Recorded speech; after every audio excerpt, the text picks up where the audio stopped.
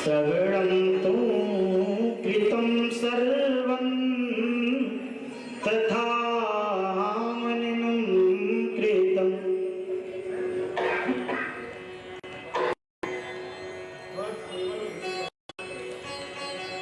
और जैसे इस बात को कहा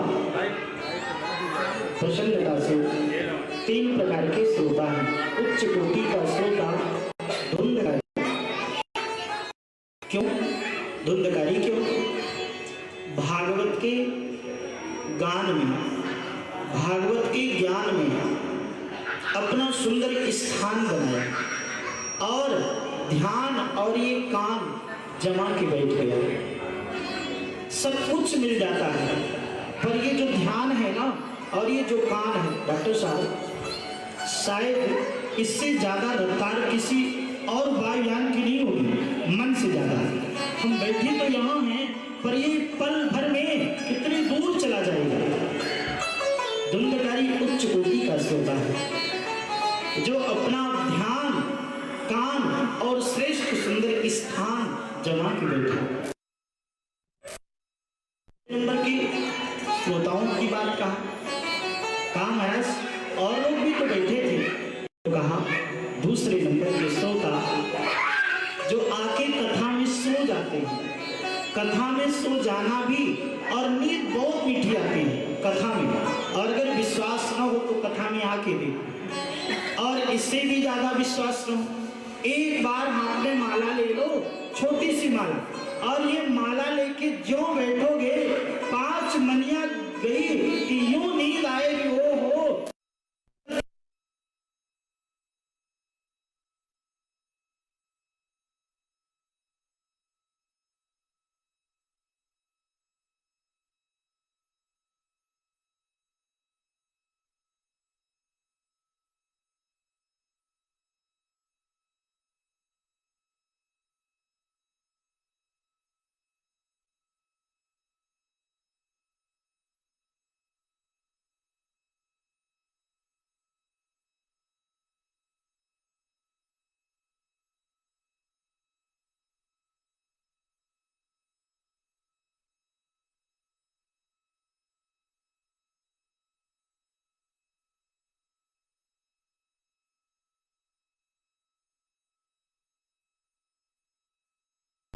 क्वालिटी के श्रोताओं की श्रेणी बताया है।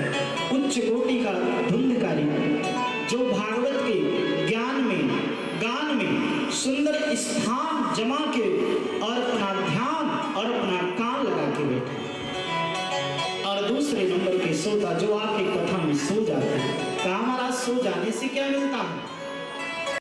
कथा में आके अगर सो जाओगे और अगर एक भी शब्द कान में कभी ऐसा पड़ेगा कि जगोगे तो जीवन में आनंद ही आनंद की बरसात हो। इस प्रकार से श्रोताओं की श्रेणी को बताया। धुंधकारी के लिए श्रेष्ठ विद्वान। कहा महाराज ये जो भागवत की कथा है ना, ये बड़ी श्रेष्ठ है। फिर इसके बाद सुनने का विधान बताया। कहा महाराज सुनने कैसे सुना जाए? सुनने का, सुनाने का, इसका भी विधान बताया। कहा सबसे पहले सुनाने वाला कैसा? सुनाने वाले के लिए कहा कि विरक्तो वैष्णवो विप्रो वेद शास्त्र विशुद्ध दृष्टान्तो कुशलो धीरा वक्ता कार्योतिनी स्पृश। कथावाचक कैसा हो? सबसे पहले कथावाचक के लिए कैसा हो? विरक्तो, विरक्त हो, ये नहीं कि वो संन्यास दीक्षा लिया हो, यानी मन से विरक्त हो, मन श्रेष्ठ हो, सुंदर हो, फिर वैष्णव हो, गुरुदीक्षित हो, और तीसरी बात विप्रो ब्राह्मण हो, फिर इसके बाद वेद शास्त्र विशुद्ध, वेद का, शास्त्र का, उपनिषद का ज्ञाता हो, स्वाध्यायी हो, और गागर में सागर भर देने का प्रयास करें। बात छोटी हो पर वो हमारे हृदय में उतर जाने वाली हो, हमारे हृदय को छू लेने वाली हो, ऐसा वक्ता होना चाहिए। अच्छा महाराज, ब्राह्मण के अलावा किसी के लिए बहुत सुंदर उदाहरण दिया। अगर जीवन में ब्राह्मण कथावाचक कोई है और अगर एक शब्द भी उसके श्री मुख से श्लोक या कोई ठाकुर जी की कथा का गान निकल गया, वो जीवन में मंगल कर देता है, कृपा कर देता है। इसीलिए कहा है ब्रह्म वाक्यो जनार्दन। वो ब्राह्मण की वाणी नहीं है, वो ब्राह्मण नहीं है, वो स्वयं भगवान नारायण जनार्दन स्वयं गोविंद बोलते हैं, ब्राह्मण नहीं। और फिर कहा महाराज, ये तो ब्राह्मण की बात, ब्राह्मण ऐसा कथावाचक ऐसा होना चाहिए। इसके बाद कहा महाराज कि वो वक्ता और कैसा, वक्ता छोर प्रतक्रव्य दिनावरेत प्रवरेत। और वक्ता ऐसा नहीं रोज शेविंग कराए, रोज बाल की कटिंग करे, रोज नाखून काटे, ऐसा नहीं। वक्ता छोर प्रकृतव्यम दिनावाग प्रपत्य। इस प्रकार से नियमों का पालन करे कौन, वक्ता। और इसके बाद अरुणोदयो निवृत्त्य स्नाचम सोने समाचरित। और वक्ता श्रेष्ठ ठाकुर जी की, तुलसी जी की, शालिग्राम की, इनका पूजन करने में भी श्रेष्ठ हो, गुरु पर श्रद्धा रखने वाला हो, ये वक्ता के लिए भी। और सत्यता पवित्रता इसका भी ध्यान रखे। और इसके बाद कहा महाराज, फिर और ये वक्ता के लिए और वह नित्य भागवत का पूजन करे, वंदन करे। श्रीमद् भागवतस्यापि ततः पूजा प्रपत्तये कर्तव्यं विधानाय धूपदीप समन्वितः। और वह श्रेष्ठ पूजन पाठ करे। अच्छा, अब ये वक्ता के लिए बताया, फिर कहा महाराज श्रोता भी, तो श्रोता के लिए भी नियम बताया। कहा श्रोता कैसा होना चाहिए और भागवत में वर्ण कैसा करना चाहिए। इसके बाद कहा महाराज वक्ता के बाद 5 ब्राह्मणों का वर्णम पंचवी प्राणाम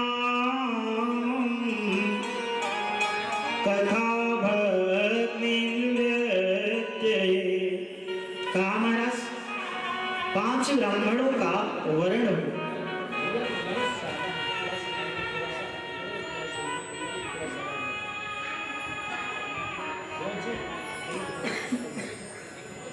कहा महाराज 5 ब्राह्मणों का वर्णम पंचवी प्राणा। कहा महाराज 5 विप्रों का वर्ण करे। वो क्या करेंगे 5 ब्राह्मण?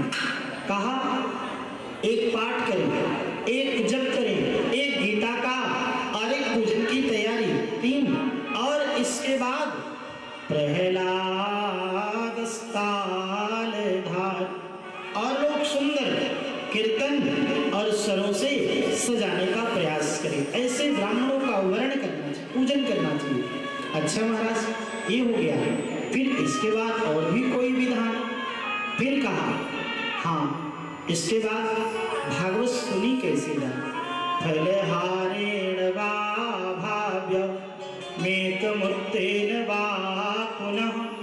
और श्रोता वक्ता कैसा रहे? अगर हमारा शरीर सुस्त है तो कैसे 7 दिन कथा सुननी चाहिए। उपवेशम सत्ररात्रौ वा घृतपानं पयःपानं कृत्वा शृण्वा सुखम्। अगर शरीर सुस्त है तो घृत का, घी का पान करें। और अगर शरीर सुस्त है तो पय यानी दूध का पान करें। और अगर शरीर हमारा घी और दूध से भी श्रेष्ठ नहीं तो फलहारेण वा भाव्य, फलहार करें। फलहार के लिए क्यों कहा? हमारा मन बुद्धि एकदम चैतन्य बना रहे। कहा महाराज अगर हम फलहार न करें तो फिर कहा भोजनम तु वरम मन्ये, भोजन भी करने का, कथम श्रवण कार्यकम, भोजन भी करके कथा श्रवण करो। ये फलहार के लिए क्यों कहा? इसलिए कहा कि अगर हम फलहार हल्का लें और अगर हमने अच्छा भोजन डॉक्टर साहब बनवा दिए, बढ़िया, कल रात में बहुत अच्छा भोजन, अब यहाँ तक भोजन हुआ तो फिर 8 बजे तक तो नींद ऑलरेडी आएगी। क्यों डॉक्टर साहब? आज हम 7:30 बजे उठेंगे, मैं अपनी बात बता रहा हूँ। तो जब अच्छा भोजन होगा तो बढ़िया चकाचक नींद भी तो आएगी। तो इसलिए कहा अगर हमारा शरीर स्वस्थ है तो हम फलहार करके, और अगर उसमें भी भोजनम तो वरम मन्ये, और अगर नहीं तो हम भोजन लें, दलिया लें, सुंदर जो हल्का भोजन हो उसको हम ले सकते हैं, ऐसा कुछ भी नहीं। इस तरह से फिर इसके बाद कहा कि हमें ब्रह्मचर्य, सुंदर ब्रह्मचर्य का पालन करें और श्रेष्ठ काम क्रोध मदम मानम मत्सरम लोभमेव च दंभं मोह तथा द्वेष दुरत्ये च कथा ब्रवे। काम क्रोध लोभ मोह दंभ, इससे भी श्रोता को, वक्ता को दूर रहना चाहिए। और फिर सत्य शौचम दया मौनम वार्जम विनयम तथा, पवित्रता का, सत्यता का, इन सभी चीजों का ध्यान रखना चाहिए। और सुंदर ठाकुर जी की कीर्तन का गान करना चाहिए। जय सप्तः नमः सप्तः शंख शब्द चकारे विप्रेभ्यो याचकेभ्यश्च वृत्तमानं च दीयता। और प्रातः काल क्या करना? जय सप्तः शंख शब्द, जय जयकार करें, सुंदर शंख ध्वनि करें। और फिर इसके बाद विप्रेभ्यो याचकेभ्यो, ब्राह्मण द्वार पे आए, याचक द्वार पर आए, क्या करें? वित्तमानं च दीयता। याचक ब्राह्मण हमारे द्वार पर आए तो अपने वित्त के अनुसार, अपने सामर्थ्य,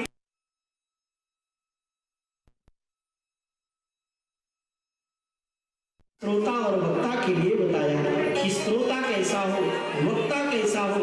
इस प्रकार से श्रोताओं की श्रेणी और वक्ता के लिए बताया। फिर कहा महाराज ये भागवत कैसा है? ये सभी पुराणों का राजा है, तिलक है। श्रीमद् भागवतम पुराण तिलकम यद वैष्णवानां धनम यस्मिन् पारमहंसमेकममलं ज्ञानं परं गीयते यत्र ज्ञान विराग भक्ति सहितं निष्कर्ममाविष्कृतं तच्चर्वं पठन् विचारण परो भक्ताभिमोचे नरः। ये भागवत कैसा है? श्रीमद्भागवतम पुराण तिलकम, पुराणों का राजा है। 17 पुराण है ना, 18वें में श्रीमद्भागवत महापुराण। कहा ये पुराणों का क्या है? पुराण तिलकम यद वैष्णवानां धनम, और ब्राह्मणों का, वैष्णवों का क्या है? ये धन है। और इसके बाद यस्मिन् पारमहंसमेकममलं ज्ञानं परं गीयते, और ये ज्ञान की संहिता है। भागवत को क्या कहते हैं? श्रीमद् भागवत ज्ञान महायज्ञ, ये ज्ञान परम, ये ज्ञान की बात। और फिर क्या है? यत्र ज्ञान विराग भक्ति सहित, भक्ति ज्ञान वैराग्य के सहित इसमें ये संहिता है। और फिर प्रचण्वन्त पठन् विचारण करो भक्ताभिमोचेन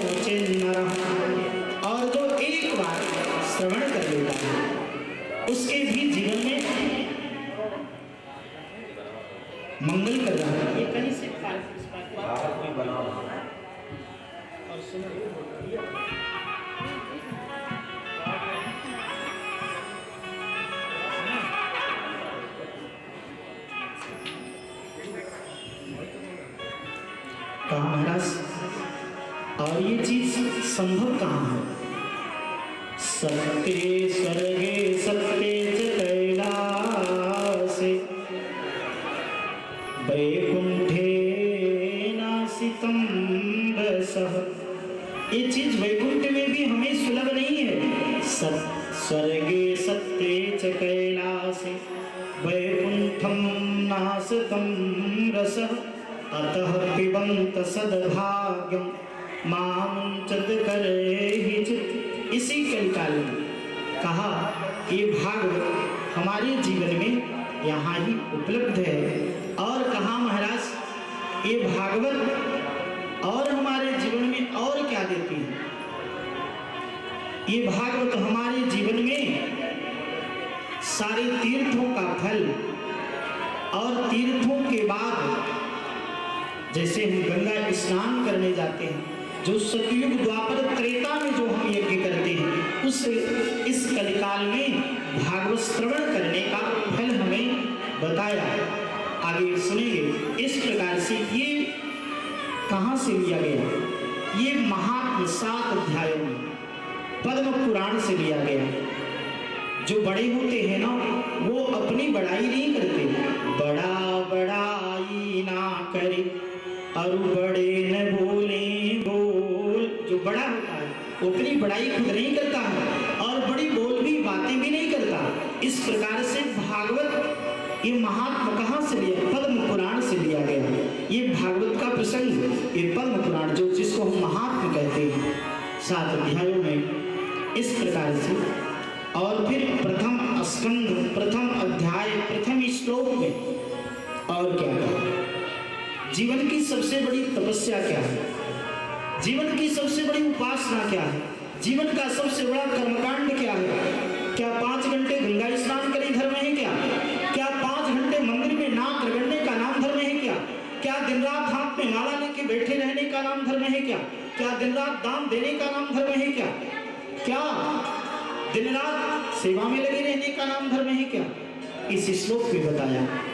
जन्माद्यस्य यतोऽन्वयादितरतः चार्थीसविघ्नस्वराट् तेने ब्रह्महृयादि कवये मुह्यन्ति सूरयो तेजो वारिमृदां यथा विनिमयो यत्र त्रिसर्गो मृषा धाम्ना स्वेन सदा निरस्तकुहकं सत्यं परं धीमहि।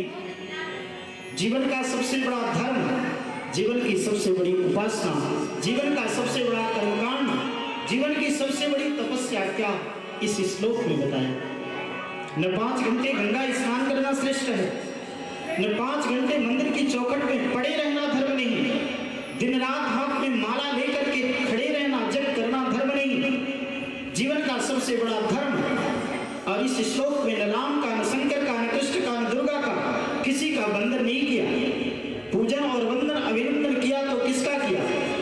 धामना स्वेन सदा निरस्तकुहकं सत्यं परं धीमहि। जीवन का सबसे बड़ा धर्म इस श्लोक में डॉक्टर साहब, जीवन की सबसे बड़ी उपासना, जीवन का सबसे बड़ा धर्म, जीवन का सबसे बड़ा ज्ञान, भक्ति क्या कहा? सत्यं परं धीमहि। सत्य के सत्मार्ग से कभी गलत न हो जाऊं, सत्य से कभी विरत न हो जाऊं। जीवन में सत्य का प्रतिपादन होता रहे, जीवन में सत्य की रक्षा होती रहे। यही जीवन की सबसे बड़ी तपस्या है, यही जीवन की सबसे बड़ी उपासना है, यही जीवन का सबसे बड़ा दान देना है, यही जीवन का सबसे बड़ा गंगा स्नान करना है। और जीवन का अगर जीवन में सत्य बन गया, जीवन में सत्य के सत्मार्ग पर चल दिए तो सब कुछ बन गया।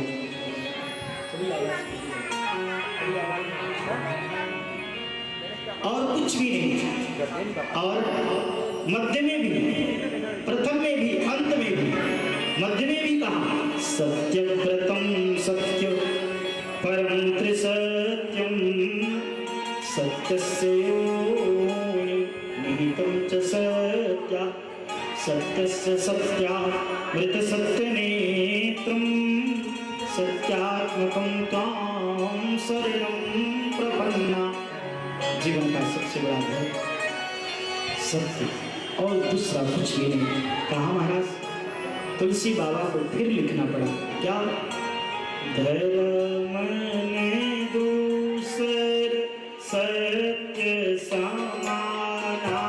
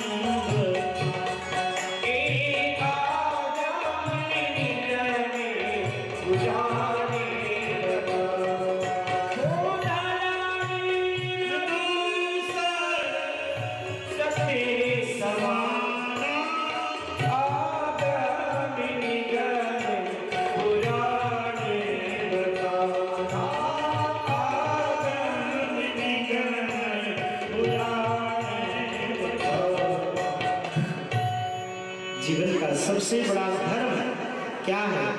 धर्म न दूसर सत्य समाना आगम निगम पुराण बखाना।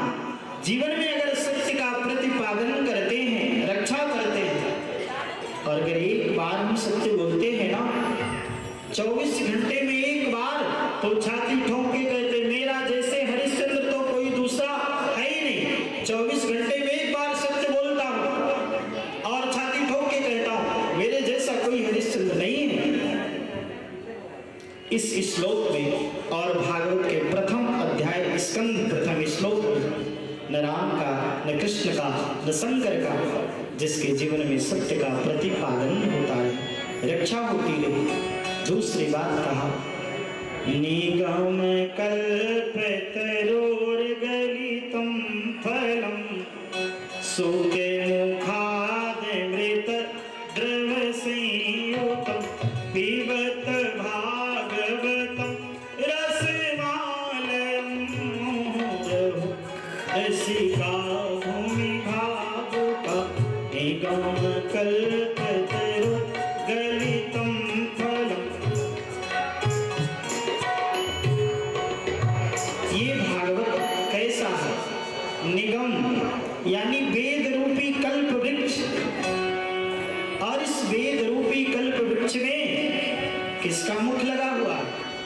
सुखे मुखादमृतद्रवसंयुतं।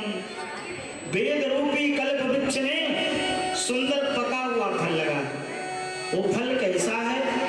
गलितं फलम, यानी पका हुआ गला हुआ फल, और उसमें मुख किसका लगा? सुखमुखादमृतद्रवसंयुतं। उस सुंदर वृक्ष में पका हुआ फल लगा, और उस पके हुए फल में सुख पक्षी का मुख लगा है। हम लोग अमरूद अथवा आम की वाटिका में जाते हैं, हमें कितना अच्छा फल मिल जाए, पर अगर कहीं सुख पक्षी का लगा हुआ मुख का फल मिल जाए, आहा, मानो उसमें अमृत ही अमृत भरा पड़ा हुआ है।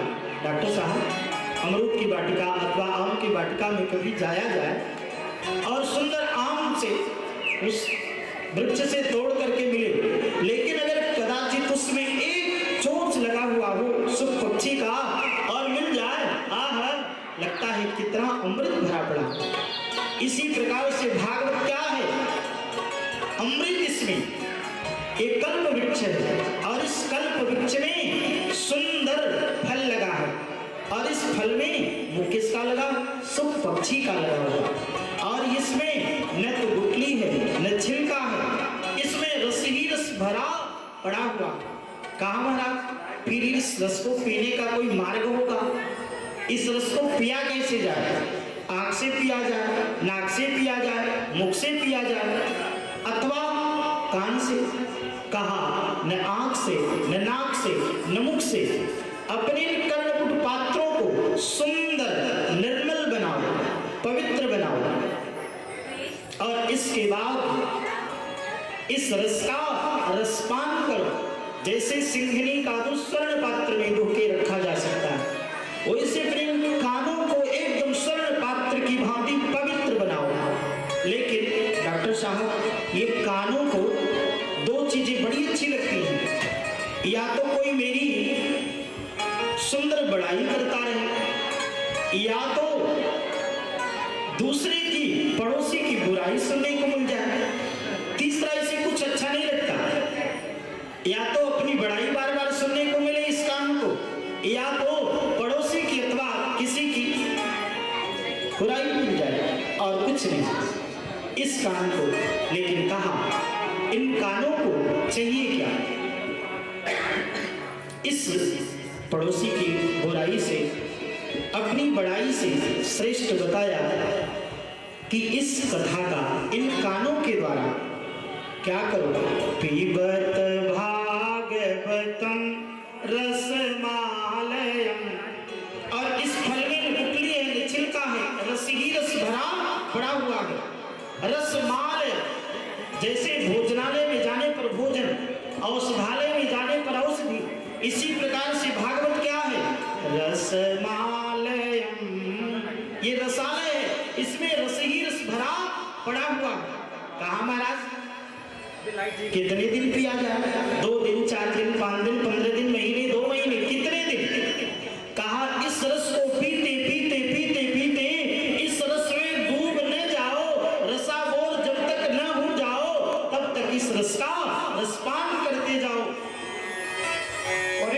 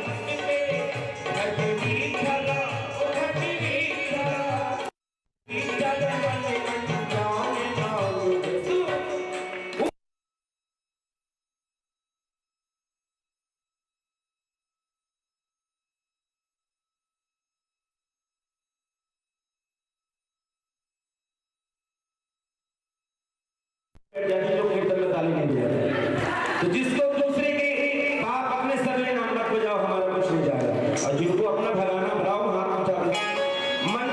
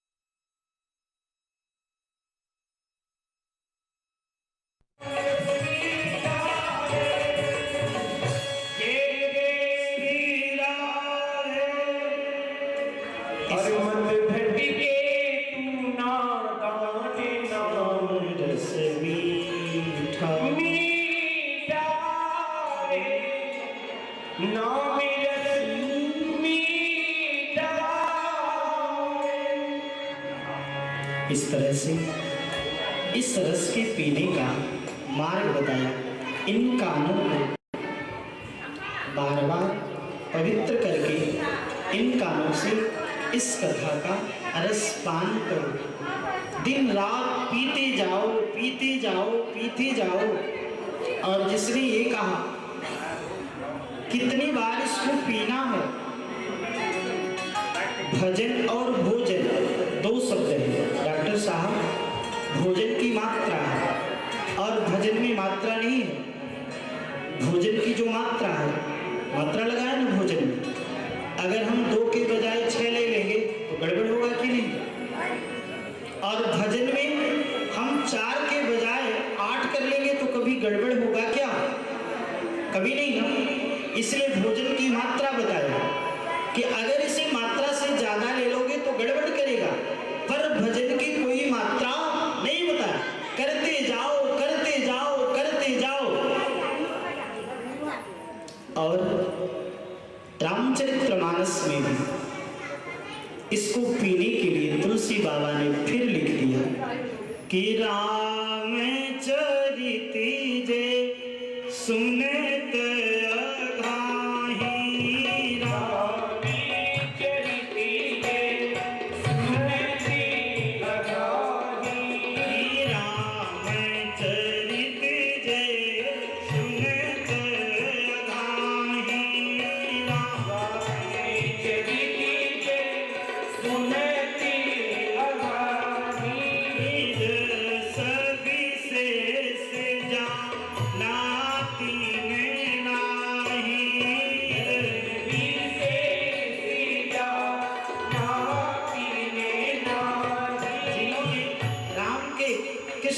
चरित्र को सुनते ये कह दिया, आहा पेट भर गया, क्या सुनना बार बार रामचरित जी सुनत अघाई, रस विशेष जाना तिन नाही, इसको पीते जाओ पीते जाओ पीते जाओ।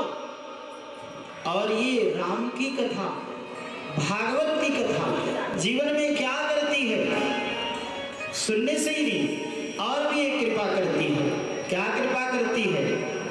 राम कथा ना सही सब रोगा, राम कथा ना सही सब रोगा, राम कथा ना सही सब रोगा, राम कथा ना सही सब रोगा।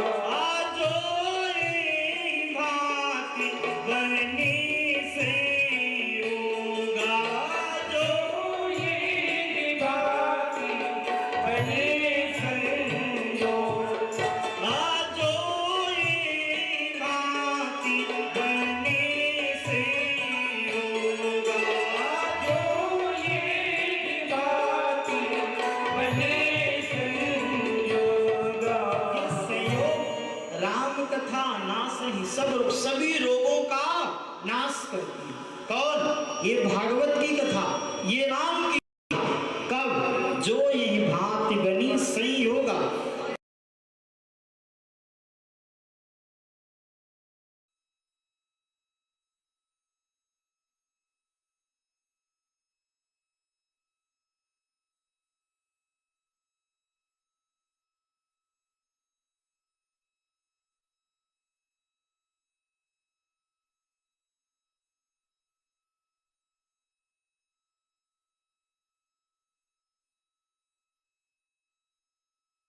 बाबा ने कहा, व्यास जी आपने भागवत की रचना 17 पुराणों की तो रचना की है, पर जिस ग्रंथ में भगवान के